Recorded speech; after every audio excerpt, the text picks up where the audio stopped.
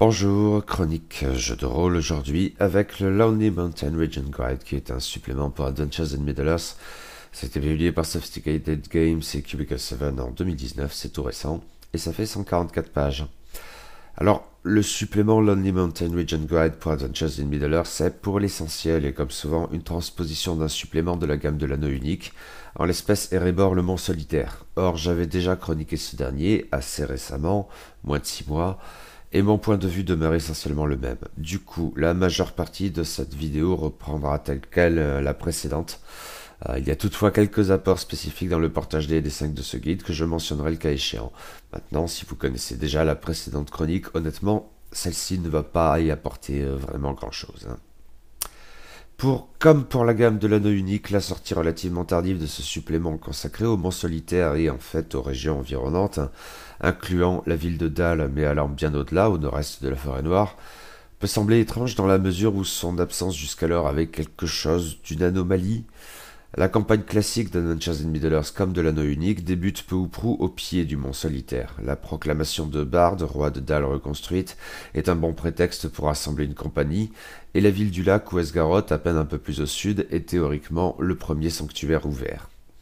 Le Mont Solitaire est là, juste à côté, il domine l'horizon initial des PJ, mais il n'avait jusqu'alors pas eu droit à une description relativement approfondie, et à vrai dire, il avait à peine eu droit à une description superficielle.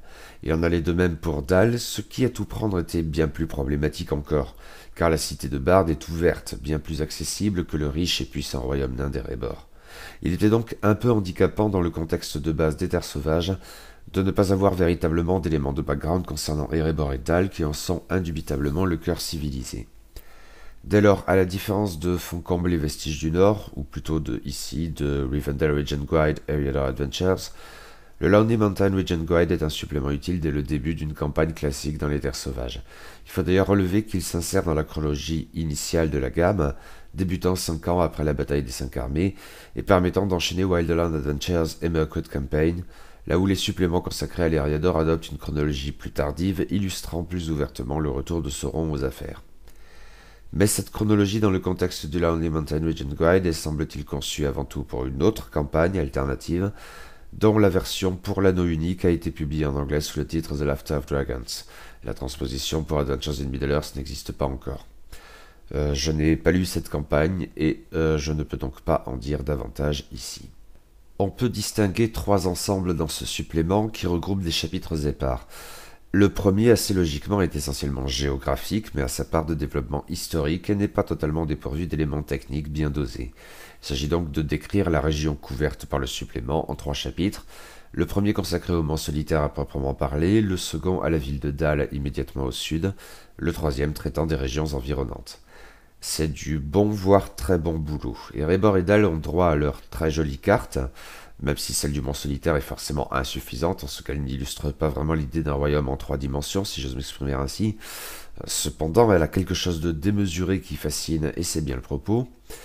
Et passer les rappels historiques particulièrement utiles dans ce contexte, et qui résonneront plus loin avec les développements consacrés au passé tragique des nains, toujours à vif, la description des principaux lieux est bien gérée. Le lecteur n'est pas noyé sous les informations, mais en a amplement assez pour savoir quoi faire de tout ça.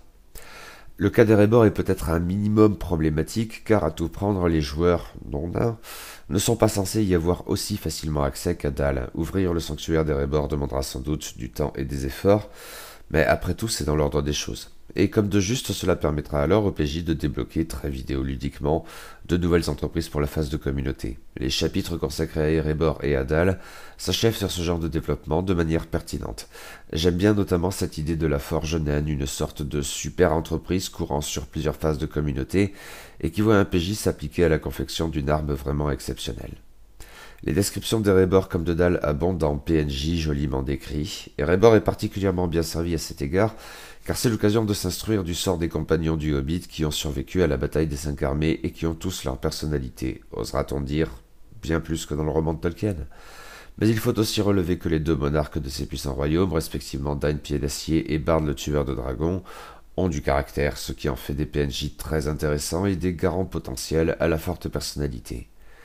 La description des régions environnantes enfin est tout à fait réussie et complète utilement le Rovanian Region Guide. Nous avons droit à des environnements variés, des terres septentrionales de Dale à reconquérir par la charrue plutôt que par l'épée, à la brande desséchée mystérieuse et terriblement angoissante. Chaque région a droit à ses lieux et PNJ notables, allant du brigand au dragon bien sûr. Mais je reviendrai au dragon plus tard. Le deuxième ensemble que j'ai envie de singulariser dans ce supplément porte en effet sur les nains. Bien évidemment, la description des Reborn au sens strict les met en avant, mais cela va bien au-delà puisqu'il faut y ajouter encore d'autres chapitres. Il y a notamment 2 nouvelles cultures naines jouables. Ou pas tout à fait. L'une des deux, les nains des monts du fer, n'est pas spécialement inédite, mais brode amplement sur la sous-catégorie correspondante associée jusqu'alors aux nains du bronze solitaire, la culture naine initiale de la gamme dans le Player's Guide. C'est intéressant, cela dit, et sans doute bienvenu, même si la refondation extrêmement récente du royaume sous la montagne rend parfois la distinction entre les cultures naines, et tout spécialement ces deux-là, un peu spécieuse. À vrai dire, d'une manière ou d'une autre, elles demeurent proches. La nouvelle culture naine véritablement inédite, les nains des montagnes grises, se singularise davantage, et j'aime bien leur caractère d'errants frustrés et rancuniers, leur royaume ayant été anéanti par les dragons et leur désir de réclamer leur héritage n'étant que plus fort après la mort de Smaug. Or, ce désir maniaque de retour au pays peut les amener à se montrer assez pénibles pour certains des libres peuples du Nord, tout particulièrement les Bardides et les elfes de la forêt noire. Un bon moyen de foutre le bordel. Les nains des montagnes grises comme les nains des montagnes bleues du Breland Region Guide offrent ainsi davantage de variété aux joueurs désireux d'incarner des nains, et il est appréciable que nous disposions maintenant de 4 cultures naines jouables, au lieu d'une seule se scindant plus ou moins logiquement en 2 sous-catégories. Mais les nains et leur culture sont au cœur de 2 autres chapitres encore de ce supplément. Le premier porte sur le trésor des nains et complète utilement les développements consacrés aux objets magiques, entre guillemets, amorcés dans le Lore Master's Guide et considérablement augmentés dans le Rivendell Region Guide, auquel il faudra probablement se référer, c'est à noter. Et comme dans ce précédent supplément, ce qui pouvait m'inquiéter un peu vu de loin s'avère très bien fait dès l'instant qu'on s'y attarde. C'est une fois de plus une démonstration du beau travail d'adaptation réalisé dans les gammes cousines de l'anneau unique d'Adventures in Middle-earth, qui se montre souvent bien plus subtil qu'il n'y paraît et en tout cas toujours pertinent. À vrai dire, plus que jamais, l'insistance sur le brio des réalisations naines, et tout particulièrement des plus antiques, est un élément de caractérisation essentiel, notamment, mais pas seulement en fin de compte, pour les personnages nains, et c'est tout à fait bienvenu. À noter, on trouve dans ces pages des exemples ou suggestions d'objets légendaires et d'armes et armures merveilleuses, issus de l'artisanat nain le plus raffiné, ainsi que d'autres plus spécifiquement destinés à affronter les dragons. Or, le supplément rajoute en dernier ressort une ultime couche à cet égard, avec un chapitre consacré à la guerre des nains et des orques, dont l'intérêt me paraît essentiellement fluff, mais qui a aussi ses implications éventuellement techniques, sous forme de rancunes irrémédiables, de rêves traumatisants, d'artefacts perdus et de sources de corruption en pagaille. Oui, tout cela est très intéressant et très juste. Reste un ultime aspect de ce supplément qui à la fois coule de source et est à manier avec beaucoup de précaution. Les dragons.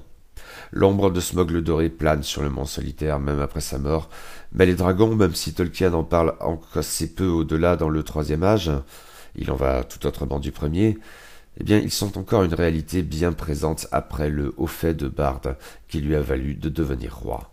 Les nains ont considérablement souffert des déprédations des Grands Vers bien avant que Smaug ne se rue sur le mont solitaire.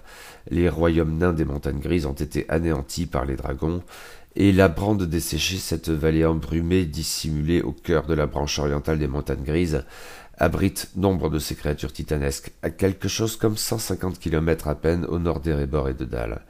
La menace draconique pèse donc sur les peuples libres du Nord, même après la mort de Smaug. Il n'est peut-être qu'une chose pour les en préserver, temporairement du moins, une sorte de darwinisme acharné qui voit les dragons lutter entre eux dans cette région. Mais oui, les dragons sont donc toujours une réalité durant l'époque de jeu. Les dragons sont des PNJ hors normes, des antagonistes extrêmement puissants, et il n'y a guère que le Balrog de la Moria, aka le fléau de Durin, ça tombe bien, pour rivaliser en puissance. Il fallait bien un bard pour faire tomber Smaug, et les PJ ont déjà fort à faire avec une adversité plus classique. Ils ne sont à vue de nez pas censés être aussi forts que les classiques héros de donge à très haut niveau, qui cassent des divinités et demi-dieux au petit-déj. Je suppose que ce chapitre s'en tire plutôt bien et pourrait s'avérer malgré tout utile en jeu. Il est de toute façon d'une lecture intéressante, hein. L'écologie des dragons fascine et le jeu sur les rumeurs les concernant, vraies comme fausses, est très malin et utilisable dans une campagne même sans véritablement y faire figurer un dragon en tant que PNJ à meuler, je suppose. Car l'accent est mis sur un système de création destiné à concocter des dragons qui soient vraiment des antagonistes singuliers. Chaque dragon est unique, et par là il ne faut pas entendre seulement sa liste de pouvoirs destructeurs, mais tout autant ses traits de personnalité qui régulièrement peuvent en définitive jouer contre lui. Nombre de dragons sont sensibles à la flatterie, d'autres sont joueurs au point où cela pourrait leur nuire considérablement, certains s'avèrent très lâches en dépit de leur puissance remarquable, etc. Quelques exemples en sont fournis en fin de chapitre, dont des versions augmentées du mystérieux dragon de la forêt noire qui apparaissait dans le Ravanian Region Guide ainsi que dans Backward Campaign, et de l'arrogant Rhaenar, issu quant à lui de Wilderland Adventures, et oui, ils ont vraiment de la personnalité, et témoignent en même temps des diverses manières de faire figurer un dragon dans une campagne, de l'archétype essentiellement solitaire, au chef suprême d'une bande de gobelins terrorisés, en passant par la créature de la brande desséchée engagée dans une lutte à mort pour la survie du plus apte. Ici, j'ai l'impression toutefois que le présent supplément pour Adventures in Middle-earth, soit un truc à base de donjons et dragons, a une composante martiale tactique plus marquée que son équivalent pour l'anneau unique. La perspective d'y affronter un dragon n'y est pas vraiment plus probable, mais les outils sont là, le cas échéant, pour un gros combat épique contre un putain de grand ver. Ça n'est à vue de nez pas ce que j'ai envie de faire, et à vrai dire, je me pince un peu le nez en l'écrivant, mais pour d'autres, et sait-on jamais. Un point intéressant à cet égard prolonge plus concrètement l'idée de défaut bienvenue des dragons. Tous ont leurs faiblesses, comme cette écaille manquante qui a permis à la flèche noire de Bard d'abattre Smaug. Alors, peut-être que les PJ pourraient en profiter, même si peut-être dans une moindre mesure que pour l'anneau unique, ce sera probablement le seul moyen pour des joueurs d'abattre un dragon. Ils ne peuvent pas se contenter, espérons-le, d'être des barbares niveau 42 qui meulent dans la cuirasse de gemme à la hache à deux mains, si vous le voulez bien.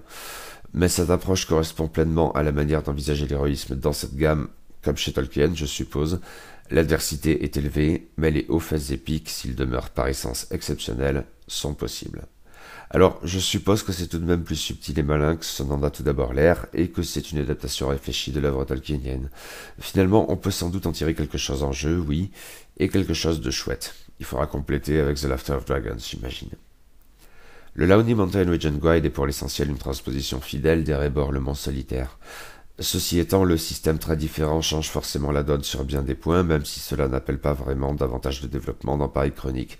Demeure tout de même ce point, Adventures in Middle-earth a décidément une approche davantage martiale et ou tactique que l'anneau unique, ce qui ressort plus particulièrement du chapitre consacré aux dragons, je suppose. Et cela me pose toujours un peu problème. Mais je suppose qu'il faudra s'en accommoder et qu'un peu de travail permettra de reléguer de côté les excès les plus donjonesques pour préserver la saveur proprement tolkienienne d'une campagne en terre du milieu, des dessins ou pas. Les apports véritablement spécifiques sont donc limités. À vrai dire, ils ne concernent guère qu'un seul chapitre devenu coutumier dans la gamme d'Adventures in Middle-earth et qui adapte les événements de voyage au contenu du supplément. C'est toujours une aussi bonne idée, un apport vraiment bienvenu. En revanche, les 4 petits paragraphes qui suggèrent de faire des événements de voyage urbains ne sont pas d'une très grande utilité. Au final, à l'instar de son modèle Erebor le Mont Solitaire, le Lonely Mountain Region Guide s'avère donc un supplément convaincant, s'inscrivant très bien dans une gamme dont la qualité est de toute façon globalement élevée.